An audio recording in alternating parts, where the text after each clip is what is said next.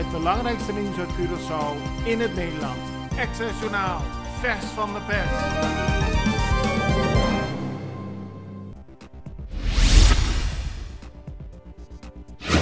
De Centrale Bank van Curaçao en Sint Maarten werd in januari dit jaar al gewaarschuwd voor een mogelijke infiltratie van hun systemen, een zogenaamde cyberattack. Dat er een waarschuwing was gegeven door Interpol werd pas na de cyberattack bekend. Zoals eerder al gemeld werd CBCS op 5 september slachtoffer van een cyberattack. Tot op heden kwam er weinig informatie over naar buiten. Inmiddels bemoeit Interpol zich met de cyberaanval nadat bekend werd dat belangrijke informatie gelekt werd. Er wordt gespeculeerd dat de cyberattack van deze maand is uitgevoerd door Russische hackers. Ondanks bedreigingen over het in elkaar slaan van een aantal docenten als huidig directeur van VPCO, Magali van der Bunt-George, niet zou terugtreden, zal het Marnix College vanmorgen gewoon zijn deuren weer openen. De school was een aantal dagen dicht nadat de politie een controle hield die niet volgens de richtlijnen verliep. Leerlingen moesten zich uitkleden en voorover bukken op zoek naar drugs. Daarover ontstond veel ophef. Het plan zou zijn om de lessen vandaag te starten met een speech van minister van Onderwijs Sitri van Heijdorn. Er zullen tevens woordvoerders van de politie aanwezig zijn en verschillende instanties die onder andere slachtofferhulp bieden. Het zal een korte schooldag zijn, want om 10:30 mochten de leerlingen alweer naar huis. Na Colectra, nós toma tempo para servir ora com mais da comunibo. Llama-nos centro de cliente na telefone 0800-035 de jaluna para jabierne voor die setor de mente te cu setor de noche para turno serviço nang of patrãozita. Se você tracita para já sabra, também por hora. Por escolher para trabalhar, riba aqualectra.com e aproveitar a mesura, põe o documento na cerca para visita cerca nós, vai mais fácil. Sim, a Colectra su centro de cliente wordt klaar para servir na momento que você comini abo.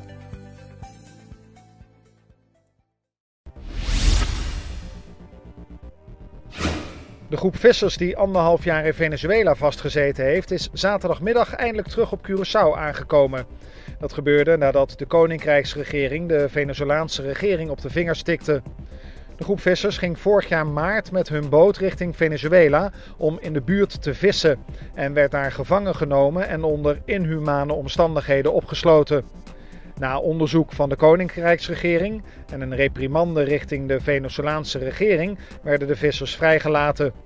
Een van de vissers werd na aankomst direct aangehouden. Hij is verdachte in een drugsonderzoek en werd voor zijn eigen veiligheid overgevlogen naar Aruba. De hoofdcommissaris van de politie heeft de chef van de politiedienst, Jules Hilario, op non-actief gezet. De maatregel voor Hilario om een paar dagen thuis te blijven is vrijdag bekendgemaakt. De maatregel heeft te maken met een optreden bij een feest van vorige week. Naast de politiecarrière van Hilario is hij ook zanger. Hij maakt al langere tijd uit van een entertainmentband. Het blijkt dat er een internationale band heeft opgetreden bij een hotel en daar is veel ophef over ontstaan.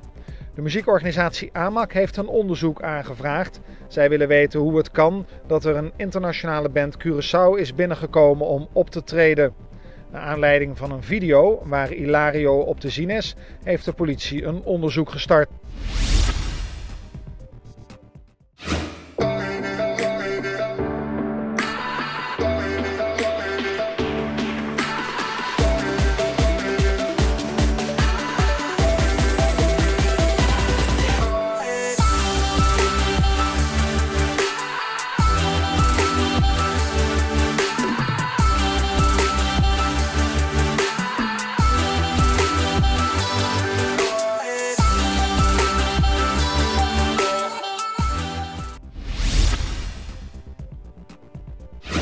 Wie de openbare aanbesteding van het parkeerbeheer in de binnenstad van Curaçao heeft gewonnen, wordt deze week bekendgemaakt.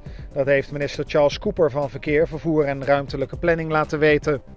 Downtown Management Organization gaf vorige week een presentatie aan het ministerie van Economische Ontwikkeling over het parkeerbeleid in de stad. DMO en Sociedad de Comerciantenang de Otrobanda vormen samen een van de bieders voor het parkeerbeleid. Andere partijen zijn Parking Authority Curaçao van Enrique Ribeiro en Securitas Antillas.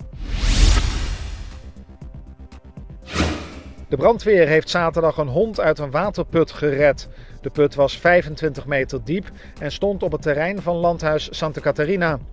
Een wandelaar kwam tijdens een wandeling bij het landhuis per toeval langs de waterput en zag de hond in de put liggen. Omstanders vermoeden dat ze de put is ingegooid. Met behulp van de brandweer werd een vrijwilliger van de stichting Rescue Paws Curaçao naar beneden getakeld. Het lukte haar om de hond in een tuigje vast te zetten, waarna ze naar boven kon worden getild. De hond liep een breuk in haar staart en tenen op en bleek uitgedroogd, maar maakte het naar omstandigheden goed. Cliniclowns Curaçao stelt voor het eerst alle werken tentoon die in de afgelopen 10 jaar door diverse kunstenaars voor de stichting zijn gemaakt. Deze kunstwerken zijn gereproduceerd op de bekende en geliefde boodschappentassen van Cliniclowns, waar de stichting toentertijd een primeur mee had. Begin dit jaar werd alweer de 7e editie van deze fundraising Artback gepresenteerd met een illustratie van Sander van Beuzenkom.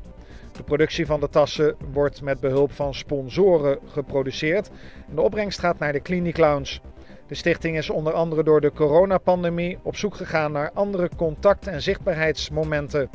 Waar voorheen op diverse plekken op het eiland voorlichting werd gegeven en donateurs werden geworven, is dit al geruime tijd niet meer mogelijk. Op 25 september van 9 tot 1 zal de stichting aanwezig zijn om vragen te beantwoorden en nieuwe donateurs in te schrijven. Het belangrijkste nieuws uit Curaçao in het Nederland. Access Journaal, vers van de pers.